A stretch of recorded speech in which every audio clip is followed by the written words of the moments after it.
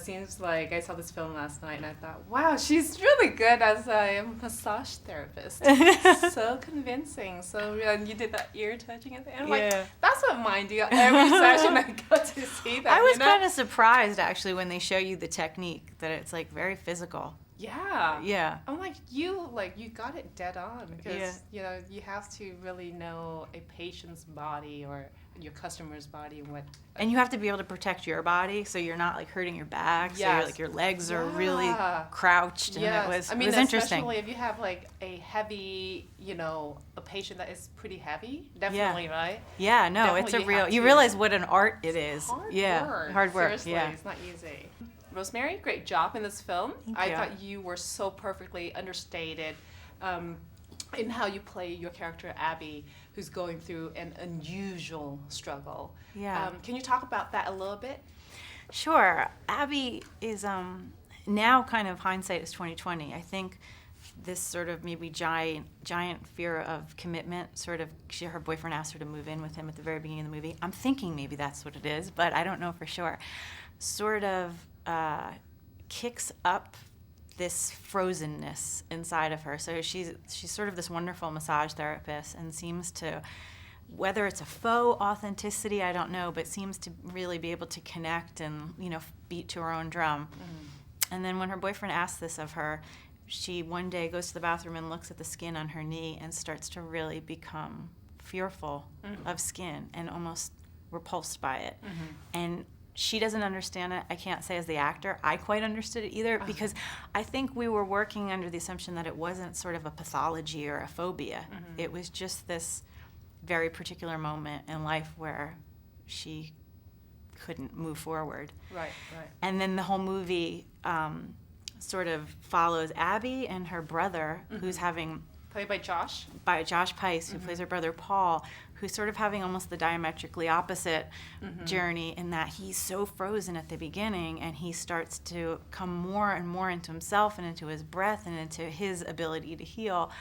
And I just think there's something really human about people who want to move forward in their life and they feel like they can't. And then they need some help from the outside world. And maybe it's running into an ex-boyfriend or maybe it's falling in love. Who knows? Right. And towards the end of this film, Abby decides to she takes ecstasy. Yeah. In a kind of, I would say, a desperate attempt to reconnect with her boyfriend, and I think plays by Scoot McNairy. Yes. Yeah. And also to help her through a tough period. Yeah. I heard that the psychiatrist used to actually prescribe ecstasy to the patients, and they call it the truth drug. Yeah. Did you hear about that? I did, and Lynn spoke about it too. I think, I don't know if it was the 60s or the 50s, but I think they were using it medicinally and therapeutically and helping couples and helping terminally ill people so that they could really sort of open up to their feelings. Yep. You know what I mean? And feel, and also to feel joy. Yes, happy, right? Happy, yeah, because I think you do. You develop enough life experience and it can start to sort of weigh down on you. And if you become a person who can't access joy like Paul, you know what I mean? Or maybe Abby isn't really accessing joy, then you can really get in trouble. It's interesting because I know Lynn had played around with maybe using a placebo, like pretending that Alice and Janney just gave them like 2 aspirin. Right. Because I don't think she really wanted it to be that the ecstasy was the thing. Right. You know what I mean? Yeah. But it did allow Abby to take this long walk where she ran into this man from her past who did sort of was able to help her clear away some of the unfinished business. And then you really feel like at the end of the movie that both of them have a chance at some forward motion, right? And being happy and feeling joy, right.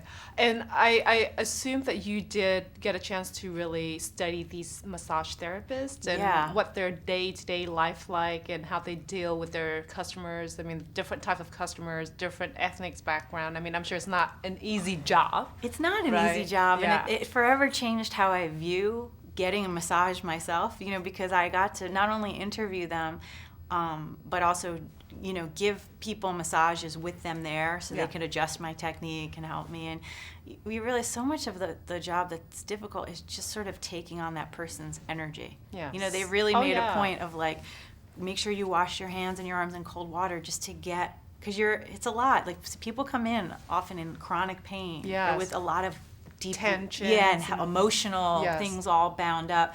And they said it's a lot to have to put your hands down on people that are struggling. Would you ever consider doing that as your hobby job ever? I don't think my back could take it. I mean, these men and women are strong. Their hands, you know, and you have to take a break, and you can't do too many people in a row. Yes. And you realize it's not some anonymous person that just makes you feel relaxed. Like, these people are very dedicated to wellness. And there's different kind of massages. Yeah. You know, it's not just one kind. There's and they go many to school, and they Yeah. really want you to feel your best when you leave. Yeah. What is your favorite scene in this film? I don't know. I do love the scene with Ron Livingston, and I do.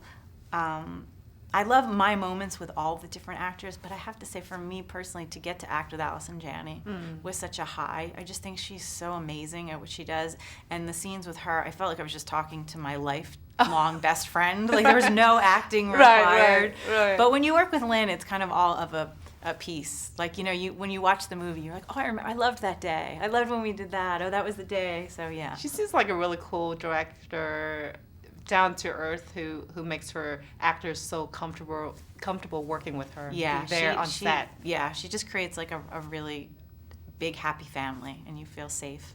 What's next for you? I'm doing the remake of Poltergeist, Oh! which is a totally different kind of thing. Are you serious? You're doing that now? Yeah. Oh my gosh. Next month. So I'll report back when I see you next. Thank you so much. Congratulations. Thank What you. a great job.